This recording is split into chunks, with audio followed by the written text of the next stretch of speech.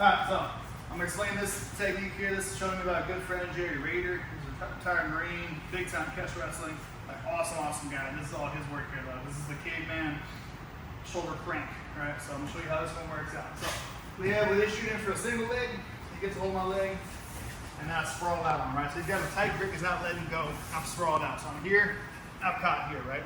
So from here, what you're going to do is you're going to switch this leg inward, the hook, right? And you're just hooking the arms while you're hooking, right? We're here, he's holding onto your leg tight. We want to catch this, and we're going to switch this leg inward. As this leg switches around, we're going to step over the back to here. We won't fully take his leg, we just want to step to here. All right, so to do that, my hips need to stay on his shoulders. I'll explain that in a second. So we're here, I'm going to switch around, right? I'm going to go to here, I'm going to stop here, right?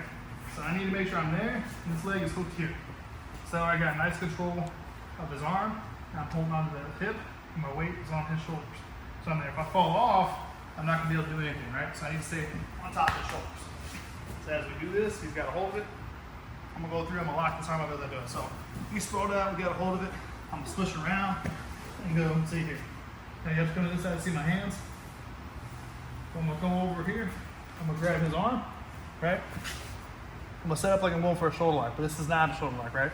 So we're keeping it here. I want to push my hips down. I want to lift his elbow up to here, right? As we pull to there. It should feel like I'm basically tearing his lat. Right? Exactly where the pressure is, right? Yep. So it feels like I'm tearing his lat. Is basically what it's doing. So whenever I put the pressure on my hips, pushing on the back of the shoulder here, when I'm lifting the elbow, I want to pull the elbow straight away from his lat. So I'm going to pull and I'm going to start turning a little bit. So even if he keeps his hands together, it's fine. So all I want is that elbow to flare. And I want his lat to start stretching. And as you're pushing with your hips, it's going to shove that shoulder down. So if my hips slid off of it, I'm on his head, I won't get the pressure I need, and that's why you need to be on top of the shoulder, right? So one more time. So he's shot in and we sprawled, we caught him, right? So we're here. So we make our step, our leg switches around, catches the other arm, right? And then our foot comes over and connects there, right? So we're here, we got our sprawl, we step over to here, and we snatch the arm up, right? And as we go to crank the arm through, we're gonna pull that elbow out, and then hips down. Tap it here, right?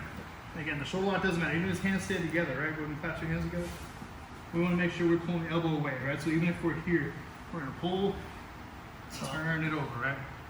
And that's the crank set. That is the caveman shoulder crank, right? Shoulder crank. Thank you very much, sir.